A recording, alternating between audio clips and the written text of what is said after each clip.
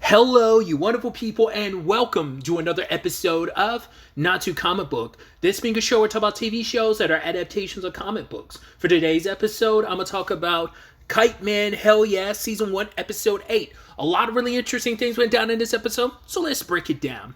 Well, we have Kite Man and Glider on the run because both Helen and Lex want the anti-life equation. Initially, they don't know what it is, but I love that it's Noonan that figured it out. Makes you wonder, how did he figure that out? Does he just have the connects that figured it out? Because he's like, all right, is what's in the box glowing? Is it this? Is it that? Does it fill you with this certain feeling? It's like, oh yeah, well, you got the anti-life equation. I'm like, why is that immediately on your checklist? Like, why?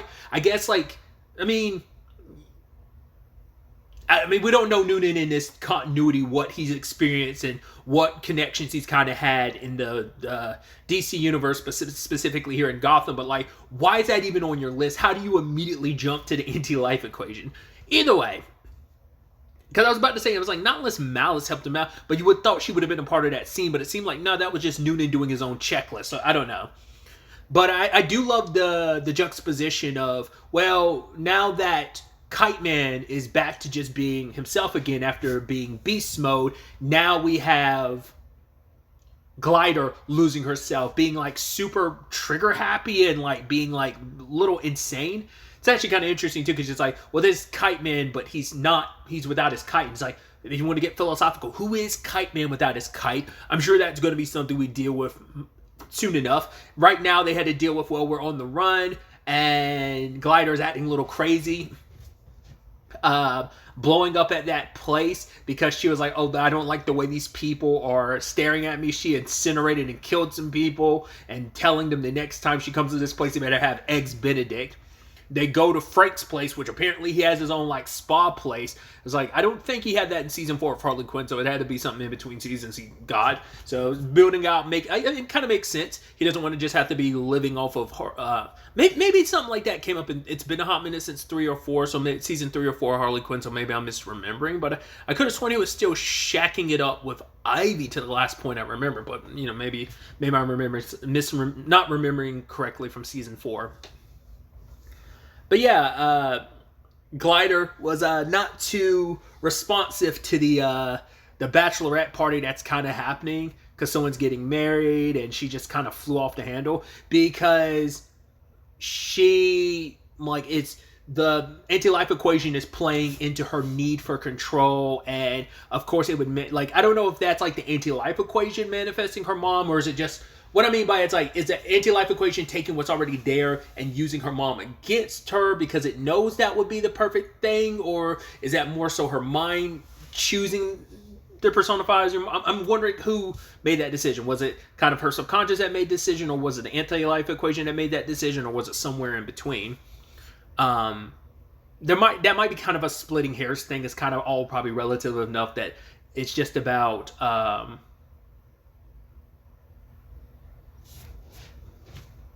that is all, like I said, just the same thing. It's just about how specific you want to like view that situation. So that's why I'm like, I might be just splitting hairs on that.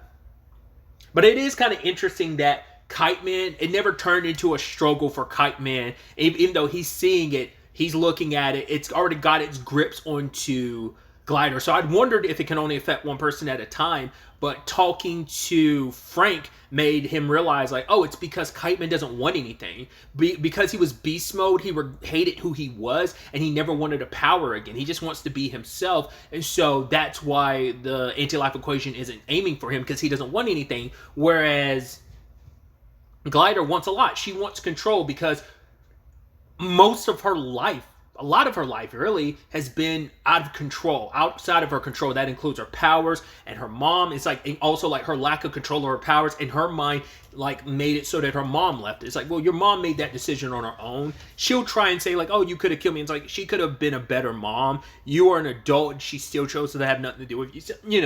So a lot of that is what's going through Glider's mind, and she's trying to reign control, and it's like, right, I can gain control of my powers. I feel powerful. When that lack of control has made her so weak in her own life, and now that she's kind of taken the reins of her own life again, now it's like she's worried about, like, well, her mom being like, okay, this is why I abandoned you, because I made you stronger, but now this can make us complete. But oh, Chuck wants to get in your way. You saw who he was as beast mode. That's who he really was. Once again, the anti-life equation is trying to get her to get rid of, like, the one last piece of her that's still there holding on.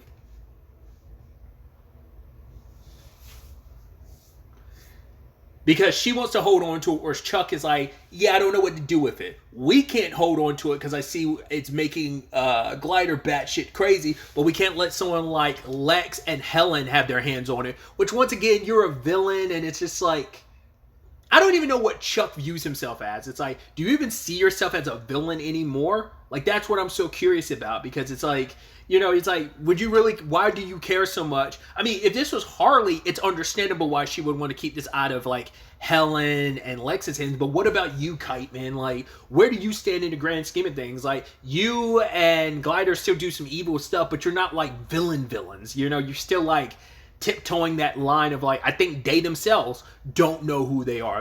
I think that's going to be that's the crux of this, season, about growing as individuals, but also growing together as a couple,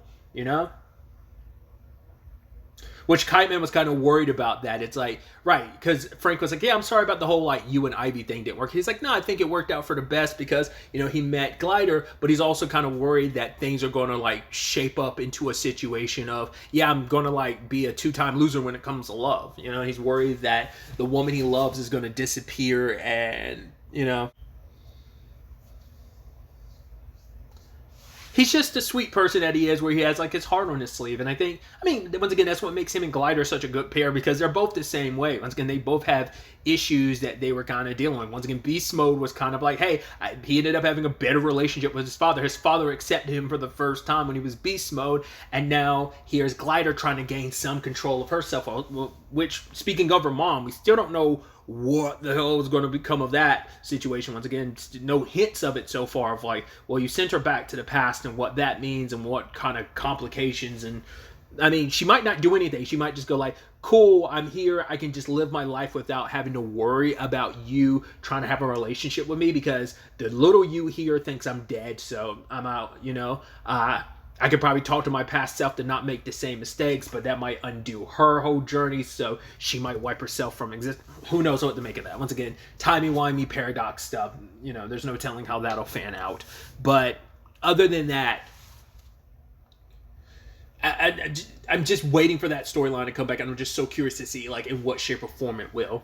But on the flip side of this episode, they didn't make much of a point of it. It happened in between episodes. Queen of Fables has her body back, and she's so happy. Mo got rescued. I thought she was just going to leave him. He's encased in the amber, but he wishes to stay because he's like, oh, the Queen of Insects, she wouldn't have done that. He's like, oh, like, Queen of Fables is like, she would have eaten you, but he's like, you don't know that. So they're bickering.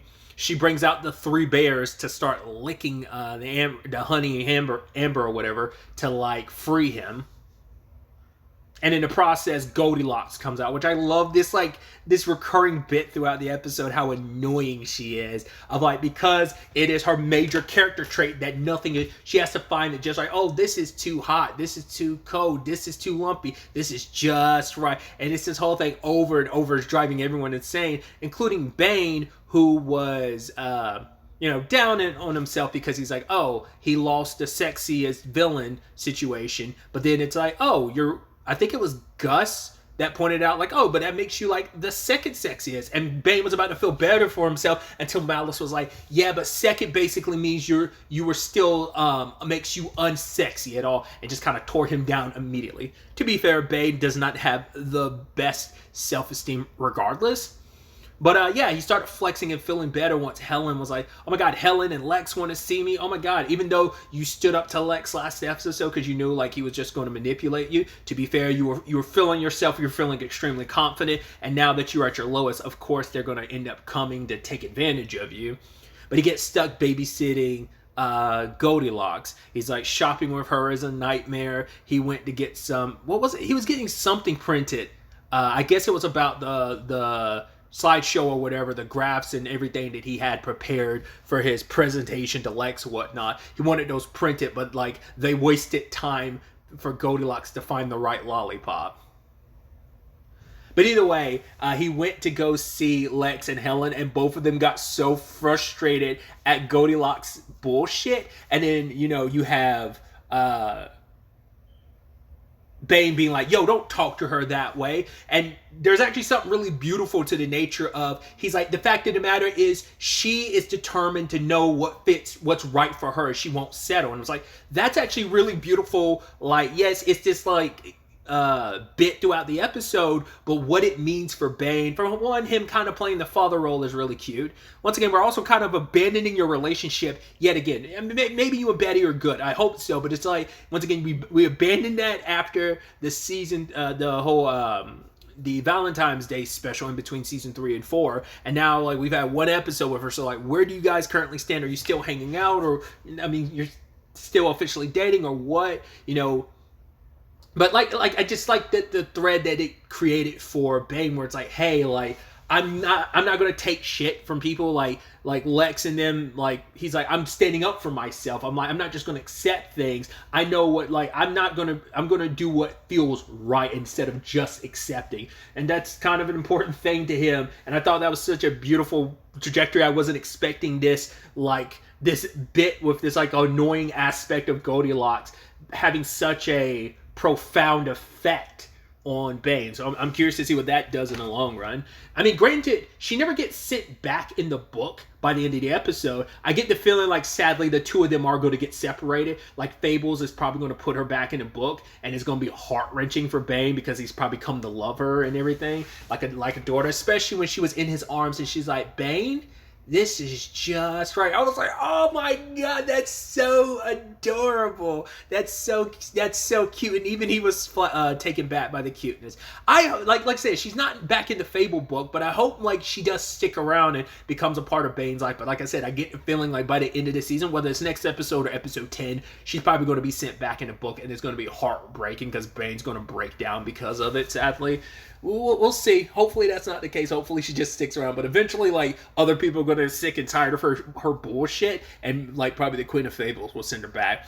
Which, the Queen of Fables and Mo have their whole thing of, like, that's such a toxic bullshit relationship. Them talking shit about each other. And like, ooh, oh, you're so damn sexy. Oh, I missed you, baby. And they proceed to do their thing. And it's like, oh, cool. That's hot, you know?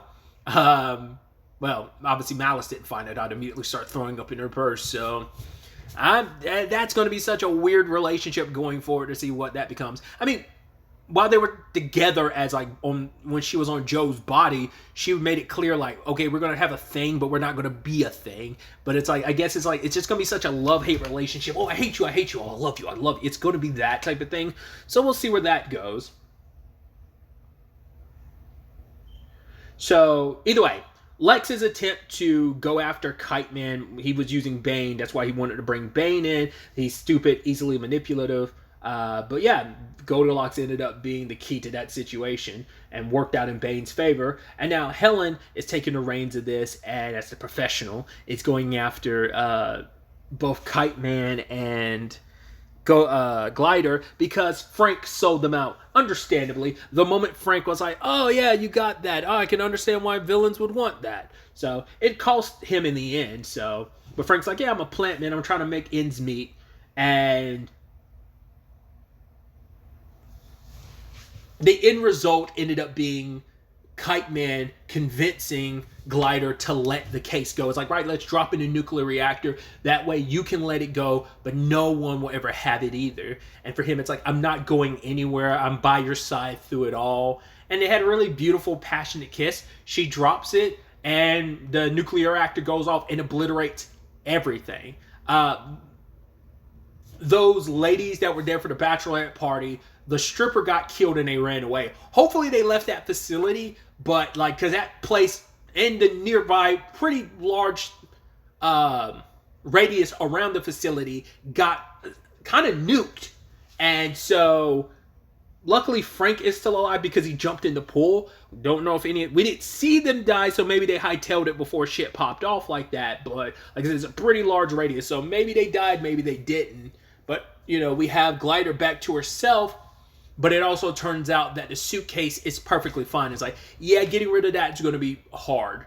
It's like, well, I'd assume you'd want to give that maybe back to Darkseid. Once again, he was looking for it in like episode 2, but we hadn't cut back to that because I think he got distracted by the malice of it all. With the anti-life equation being in play, you'd assume he'd sense it and come back, but maybe that's not how that necessarily works. I mean, he knew it was on Earth, enough to know it was on Earth, but we'll see what ends up happening. So I guess they'll have to keep it, but make sure they don't open it because we don't want a repeat of history. So once again, because of the whole mother situation with Glider, it feels like that might tie back into the whole thing of like, I'm curious where that what their mom storyline's going to go with Rebecca.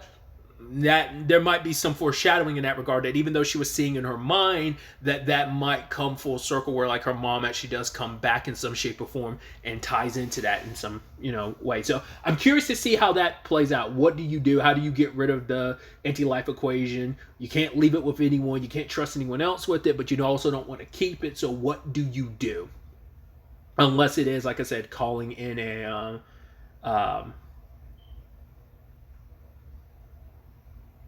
Darkseid, but can you trust him to do it? So there's so many questions on that front. Like, there's 2 episodes left, so I'm really curious to see how this is all going to play out and shape out. I'm sure episode 9 is going to be a cliffhanger that sets up the season finale, but I'm so curious to know what it is and where we go from here. But really, that's all I wanted to talk about. So the next time we meet, be happy, be safe, live life to the fullest, and enjoy it. Good day and goodbye.